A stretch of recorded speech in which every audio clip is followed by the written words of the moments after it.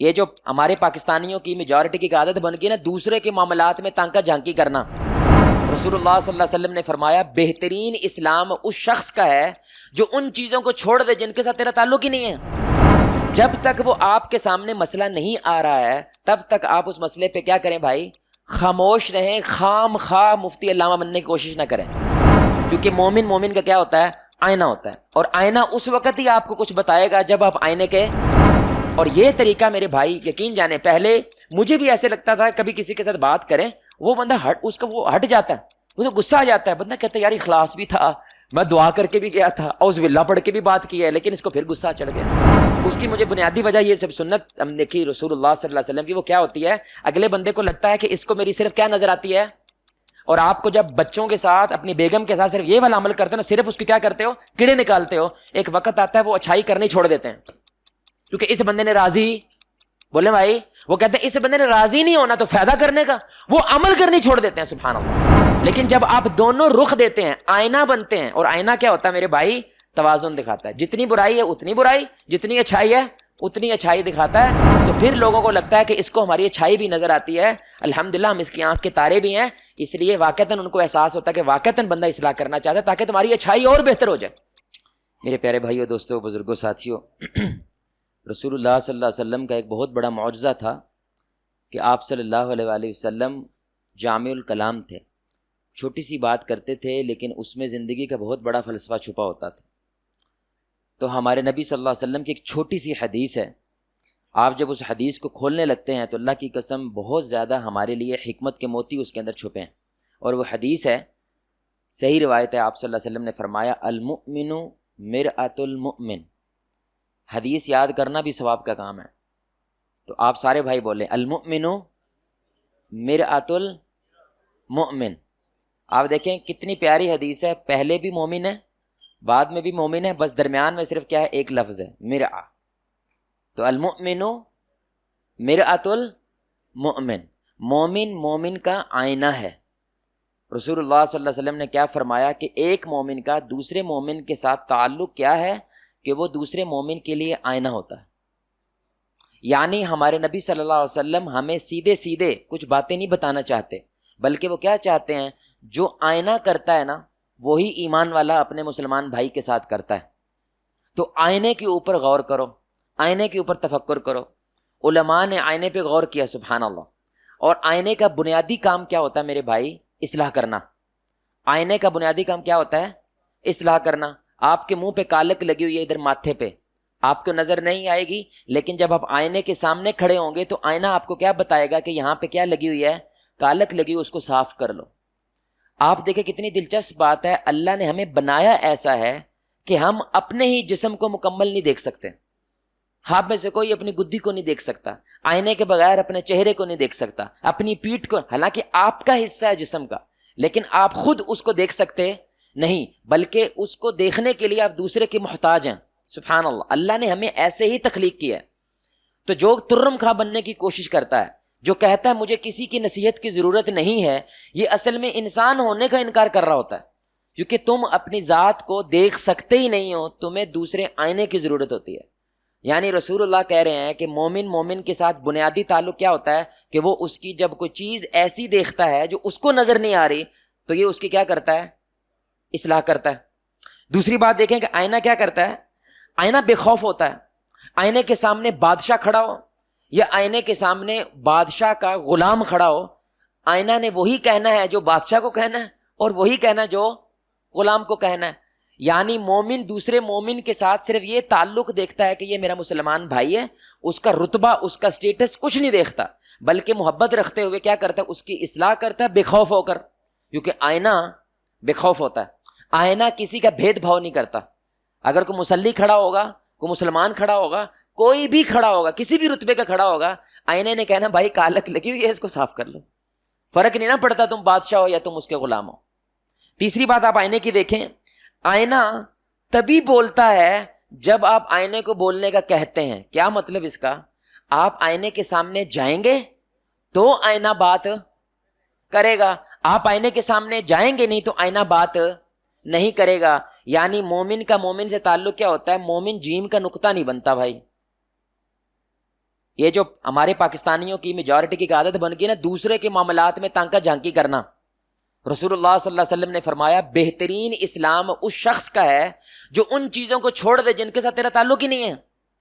جب تک وہ آپ کے سامنے مسئلہ نہیں آ رہا ہے تب تک آپ اس مسئلے پہ کیا کریں بھائی، خاموش رہیں، خام خواہ مفتی علامہ بننے کی کوشش نہ کریں، کیونکہ مومن کا کیا ہوتا ہے، آئینہ ہوتا ہے، اور آئینہ اس وقت ہی آپ کو کچھ بتائے گا جب آپ آئینے کے سمجھ جائیں۔ دیکھیں حدیث کتنی ہے، چھوٹی سی حدیث ہے، المؤمن مرآۃ المؤمن، لیکن کتنے خزانے چھپے ہوئے ہیں۔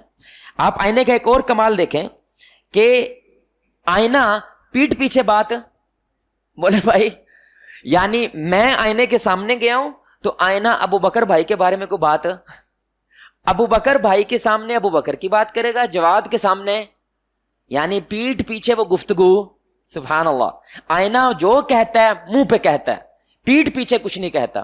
ایمان والے کی ایک نشانی ہوتی ہے بھائی، دھیان سے سنیے گا، ایمان والا منہ کے اوپر اصلاح کرتا ہے، پیٹھ پیچھے تعریف کرتا ہے۔ جو 2 نمبر آدمی ہوتا ہے وہ منہ کے اوپر کیا کرتا ہے، تعریفیں کرتا ہے، اور پیٹھ پیچھے اس کے عیب لوگوں کو بتاتا ہے، اور اس کی تو بات کر رہا ہے وہ تو ایسا ایسا ایسا ایسا ہے۔ آپ فرما رہے ہیں مومن کا آئینہ ہوتا ہے، آئینہ پیٹھ پیچھے گفتگو۔ صحیح حدیث ہے، آپ صلی اللہ علیہ وسلم نے فرمایا جو اپنے مسلمان بھائی کی عزت کی حفاظت اس کی پیٹھ پیچھے کرتا ہے، اللہ رب العزت اسے جہنم سے آزاد کر کے جنت والا بنا دیتا ہے، سبحان اللہ۔ یہ آج کے معاشرے میں یہ ایک کام ہونے لگ جائے نا، معاشرے کے اندر بھروسہ دوبارہ پیدا ہو جائے گا، کیونکہ پیٹھ پیچھے آپ کیا کرتے ہیں، جب آپ کے بھائی کے بارے میں کچھ بولنے لگتا ہے، ہیلو، نہ میں بولنا دینا ہے نہ میں تو بولنا ہے، جو بولنا ہے ان منہ تے بولنا ہے، کیونکہ بزدل آدمی جو ہوتا ہے وہ پیٹھ پیچھے بولتا ہے، بڑاس نکالتا ہے، لیکن جب اس کے منہ پہ جاتا ہے تو خوش آمدیں کرتا ہے۔ ہمارے سیاستدانوں کو بھی خوش آمدوں نے برباد کر دیا میرے بھائی، اور پیٹھ پیچھے سارے کیا کرتے ہیں، اس کی گفتیں کر رہے ہوتے ہیں، اس کو لان تان، اس نے معاشرہ برباد کر دیا ہے۔ آپ فرما رہے ہیں آئینے کی طرح بنو، آئینہ پیٹھ پیچھے نہیں بولتا۔ پھر آپ آئینے کے ایک اور کمال بات دیکھیں، آئینہ جھوٹ نہیں بولتا، سبحان اللہ۔ آئینہ جھوٹ نہیں بولتا، یعنی جو سچ ہے وہی کہتا ہے، سچ کے علاوہ وہ کوئی بڑھاس نہیں ہوتی، اس کے اندر کوئی تعصب نہیں ہوتا، جیسا ہے ویسے ہی آپ کو بتاتا ہے۔ آئینہ سچ بولتا ہے، یعنی آپ کو کسی بندے سے کھنس ہے، آپ سمجھ رہے ہیں، آپ کو کوئی بندہ اچھا نہیں لگتا ہے، اور اس بندے کی جب کوئی غلطی ہو جاتی ہے تو آپ نہ صرف غلطی بتاتے ہیں بلکہ 4-5 چیزیں مسالے بھی بیچ میں داخل کرتے ہیں، تو اب وہ سچ چھوٹا ہو جاتا ہے اور جھوٹ زیادہ ہو گیا بھائی، کیونکہ آپ کو اس بندے سے کیا تھی، تھوڑی سی کھنس تھی، تھوڑی سی آپ کے اندر تعصب تھا۔ آئینہ بنے، آئینہ بھائی اتنا ہی کہتا ہے جتنا اس بندے کو کہنے کی ضرورت ہوتی ہے، سچ بولتا ہے، جھوٹ نہیں بولتا۔ اور سب سے بڑا نقطہ آئینے کا کیا ہوتا ہے، آئینہ صرف آپ کو اچھائی نہیں، برائی نہیں بتاتا بلکہ اچھائی بھی بتاتا ہے۔ آئینہ یہ نہیں بتائے گا کہ پورا جسم کے اوپر یہاں پہ کالک لگی ہوئی ہے، یہاں پہ ایک کالا نقطہ لگا ہوا ہے، تو آئینہ وہ کالا نقطہ بھی دکھاتا ہے، ساتھ میں بولے بھائی ساری قمیض بھی دکھاتا ہے۔ آئینے میں غلو نہیں ہوتا، آئینے میں توازن ہوتا ہے، یعنی جتنی برائی ہے وہ بھی بتاتا ہے اور جو اچھائی ہے وہ بھی بتاتا ہے، سبحان اللہ۔ اور یہی ہمارا آج کا موضوع تھا، جس کی وجہ سے میں نے یہ آپ کو ساری باتیں بتائیں کہ ہمارے معاشرے میں جو کام ثواب سمجھ کے کیا جاتا ہے، یاد رکھیں جب کسی معاشرے میں گراوٹ پیدا ہو جاتی ہے، جب کسی معاشرے میں زوال آتا ہے تو وہ ایک کام ثواب سمجھ کے کرتے ہیں، تنقید برائے تنقید، کیڑے نکالنا، جس کو ہمارے معاشرے میں کیا کہتے ہیں، کیڑے نکالنا۔ یعنی جیسے پاسپورٹ ہونا پاکستانی میرا حق ہے نا، یا شناختی کارڈ ہونا میرا حق ہے، ایسے ہی ہر ایرے گہرے نتھو خیرے پہ میری تنقید کرنے کا حق ہے، چاہے اس کو اس چیز کے بارے میں علم ہے یا نہیں ہے۔ بھئی میری رائے ہے، میں رائے تو دے سکتا ہوں، اس لیے کسی پہ بھی وہ اپنی کیا کرتا ہے، رائے تھوپتا ہے۔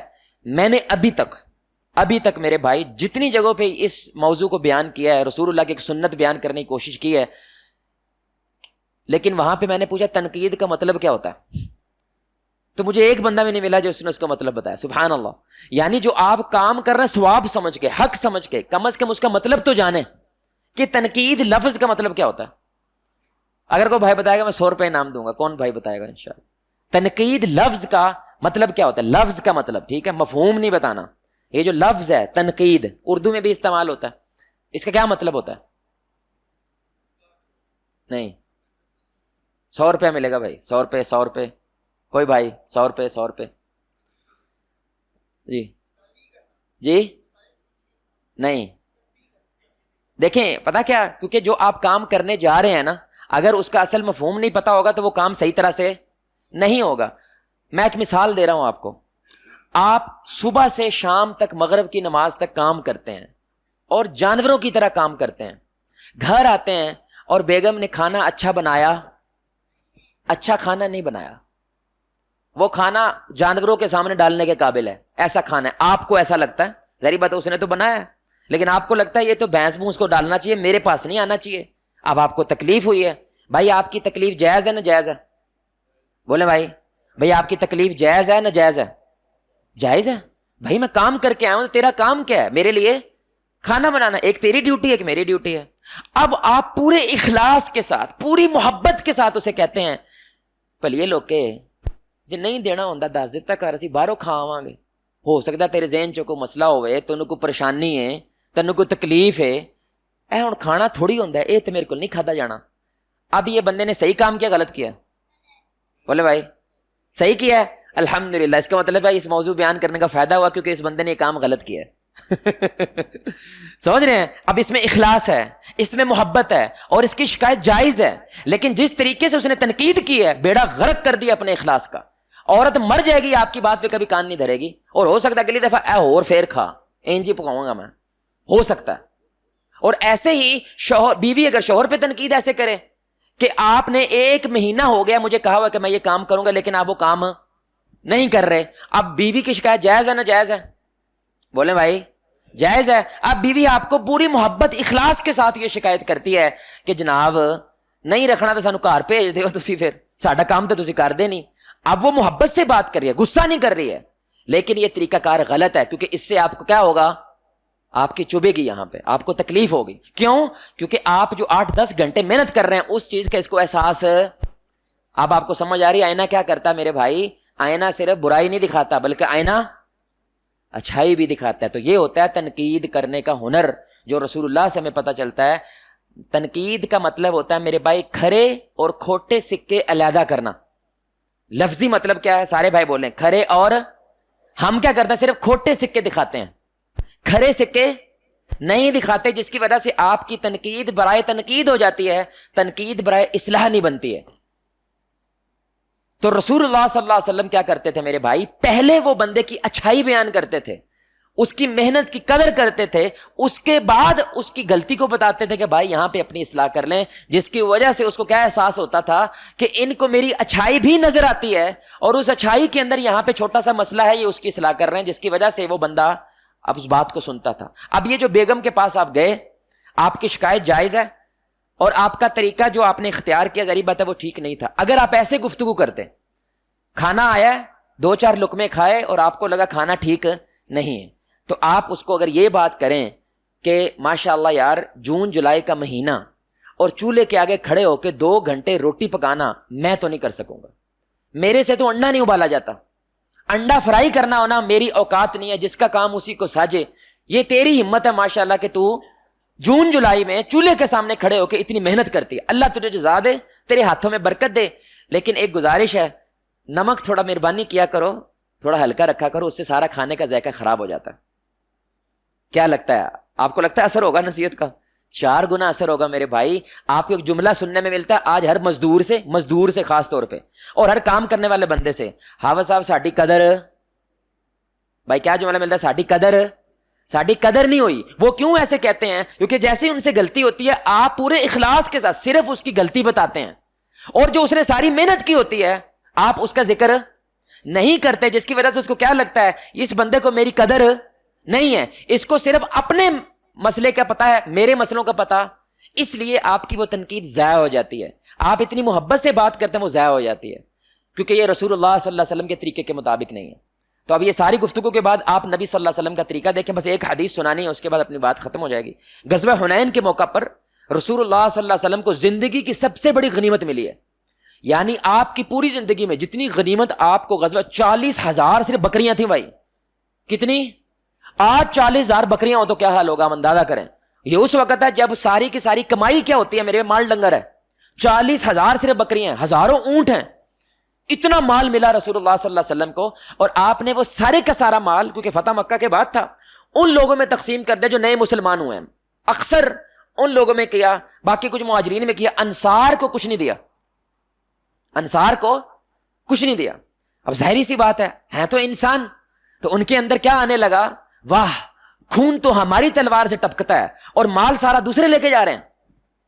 خون ہم بہا رہے ہیں، تلواریں ہم بہا رہے ہیں، لیکن مال سارا دوسرے لے کے جا رہے ہیں.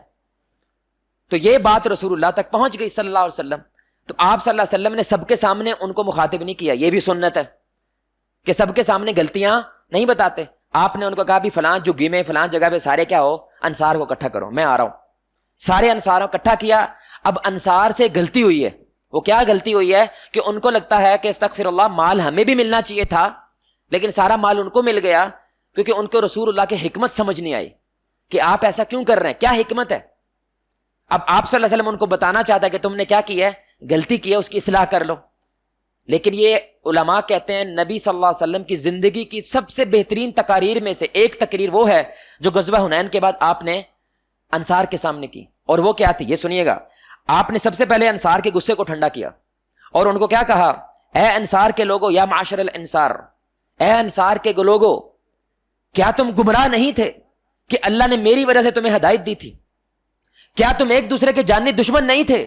اللہ نے میری وجہ سے تمہیں جگری دوست بنایا تھا. کیا تم کمزور لوگ نہیں تھے؟ اللہ نے میری وجہ سے تمہیں طاقت بخشی تھی. اگر میں غلط کہتا ہوں تو بولو کہ میں غلط کہتا ہوں. تو سارے کے سارے کہنے لگے اللہ اور اس کے رسول کا ہم پہ احسان ہے. یعنی وہ کیا ہو گئے، ان کا جو تھوڑا سا غصہ تھا وہ کیا ہوا، ٹھنڈا ہو گیا. یہ ہمارے نبی کا پہلا طریقہ. دوسرا، اب آپ تعریف کرنے لگے ہیں، یہ محمد رسول اللہ ہے. میرے بھائی اندازہ کریے گا ذرا، صلی اللہ علیہ وسلم امام الانبیاء ہیں. یہ رسول اللہ کا احسان ہے کہ وہ انصار کے پاس گئے اور انہوں نے خدمت کر کے اتنا بڑا مرتبہ حاصل کیا، نہ کہ انصار کا رسول اللہ پہ احسان ہے. آپ سمجھ رہے ہیں؟ لیکن قربان جائیں رسول اللہ کی عاجزی پر. آپ صلی اللہ علیہ وسلم نے فرمایا، اے انصار کے لوگوں، کہتے کیوں نہیں ہو، بولتے کیوں نہیں ہو؟ بولو. اگر تم یہ کہو کہ یا محمد تمہارے پاس کوئی ٹھکانہ نہیں تھا، ہم لوگ تھے جنہوں نے آپ کو ٹھکانہ دیا تھا. اللہ اکبر، رسول اللہ اتنی بڑی بات کر رہے ہیں، یعنی مجھے قدر ہے جو تم کر رہے ہو. اے انصار کے لوگوں، اگر تم کہو یا محمد جب ساری دنیا نے آپ کو ٹھکرایا تھا، ہم تھے جنہوں نے آپ کو گلے سے لگایا تھا. یا انصار کے لوگوں، تم اگر کہنا چاہو تو کہہ سکتے ہو کہ جب ساری دنیا نے آپ کو دکھ دیے تھے، ہم نے آپ کو کندھا دیا جس پہ آپ نے سر رکھ کے روئے تھے. ہم نے اپنے مال کو، اپنی اولاد کو، سب کچھ آپ پہ نچھاور کیا. اے انصار کے لوگوں، اگر تم ایسا کہو تو تم سچ کہتے ہو. اللہ اکبر. امام الانبیاء عاجزی میں کس لیول پہ گئے ہیں کہ آپ اگلے کی محنت کی قدر کر رہے ہیں. سبحان اللہ، ان کی اچھائی کو بیان کر رہے ہیں، ابھی ان کی غلطی کی بات نہیں کی. اب تیسرے نمبر پہ آپ صلی اللہ علیہ وسلم نے فرمایا، اے انصار کے لوگوں، کیا تم اس لیے ناراض ہو کہ لوگ کو میں نے بھیڑ بکریاں دے دی ہیں، لوگوں کو میں نے مال ڈنگر دے دیا ہے اور تمہارے پاس کچھ نہیں آیا؟ کیا تم اس لیے ناراض ہو کہ تم کو میں نے تمہارے اسلام کے ساتھ چھوڑ دیا؟ کیا تم اس بات پہ راضی نہیں ہوتے لوگ تو مال بکریاں لے کر چلے جائیں اور تم اللہ اور اس کا رسول گھر لے کے چلے جاؤ؟ اے انصار کے لوگوں، اللہ کی قسم ساری دنیا اگر ایک طرف چلے، انصار دوسری طرف چلیں، تو اللہ کی قسم میں انصار کے ساتھ چلوں گا. اے انصار کے لوگوں، اگر ہجرت نہ ہوتی تو میں بھی ایک انصاری ہوتا، میں انصار کے ساتھ ہوتا، لیکن چونکہ میں نے ہجرت کی اس لیے میں ایک مہاجر ہوں. اے انصار کے لوگوں، میرا جینا بھی تمہارے ساتھ ہے، میرا مرنا بھی تمہارے ساتھ ہے. اے اللہ انصار پہ رحم فرما، اے اللہ ان کی اولاد پہ رحم فرما، اے اللہ ان کے پوتوں پہ رحم فرما. جب یہ بات کی تو سارے کے سارے انصار کے لوگ کیا کر رہے ہیں، رو رو کے ان کی داڑیاں آنسوؤں سے تر ہو گئیں اور وہ کہنے لگے، اے اللہ کے رسول، ہمیں مال نہیں چاہیے، ہمیں اللہ اور اس کا رسول چاہیے. ہمیں تو ایسا لگ گیا تھا کہ جیسے اب فتح مکہ کے بعد آپ انہی کے ساتھ چلے جائیں گے، آپ اپنی بستی میں واپس چلے جائیں گے اور ہمیں چھوڑ دیں گے. لیکن جب آپ کا یہ جملہ سنا کہ تمہیں اللہ کو اور اس کا رسول ملا ہے اور انہیں مال ڈنگر ملا ہے، تو یا اللہ ہمیں پوری دنیا قربان ہے لیکن ہمیں اللہ اور اس کا رسول چاہیے، ہمیں اور کچھ نہیں چاہیے. سبحان اللہ.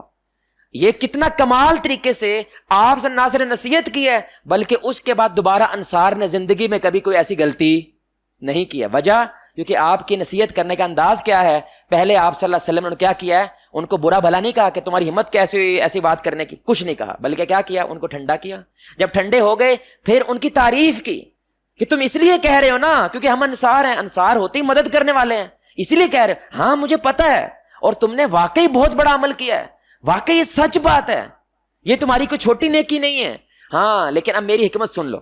اب آپ نے اصلاح کی ہے، اور وہ حکمت کیا ہے کہ میں تمہارے ساتھ جاؤں گا اور ان کے ساتھ صرف مال ڈنگر جائے گا. میں نے مدینہ جانا ہے، میں نے مکہ نہیں جانا، میں نے بنو ثقیف میں نہیں جانا، میں نے حوازن میں نہیں جانا، میں نے تو تمہارے ساتھ جانا. اور یہ طریقہ میرے بھائی یقین جانے، پہلے مجھے بھی ایسے لگتا تھا کبھی کسی کے ساتھ بات کریں وہ بندہ اس کا وہ ہٹ جاتا ہے، وہ تو غصہ آ جاتا ہے، بندہ کہتا ہے یار اخلاص بھی تھا، میں دعا کر کے بھی گیا تھا، اعوذ باللہ پڑھ کے بھی بات کی ہے، لیکن اس کو پھر غصہ چڑھ گیا. اس کی مجھے بنیادی وجہ یہ سب سنت ہم دیکھی رسول اللہ صلی اللہ علیہ وسلم کی، وہ کیا ہوتی ہے، اگلے بندے کو لگتا ہے کہ اس کو میری صرف کیا نظر آتی ہے. اور آپ کو جب بچوں کے ساتھ اپنی بیگم کے ساتھ صرف یہ والا عمل کرتے ہو نا، صرف اس کی کیا کرتے ہو، کیڑے نکالتے ہو. ایک وقت آتا ہے وہ اچھائی کرنی چھوڑ دیتے ہیں، کیونکہ اس بندے نے راضی، بولے بھائی، وہ کہتے ہیں اس بندے نے راضی نہیں ہونا تو فائدہ کرنے کا، وہ عمل کرنی چھوڑ دیتے ہیں. سبحان اللہ. لیکن جب آپ دونوں رخ دیتے ہیں، آئینہ بنتے ہیں، اور آئینہ کیا ہوتا ہے میرے بھائی، توازن دکھاتا ہے. جتنی برائی ہے اتنی برائی، جتنی اچھائی ہے اتنی اچھائی دکھاتا ہے.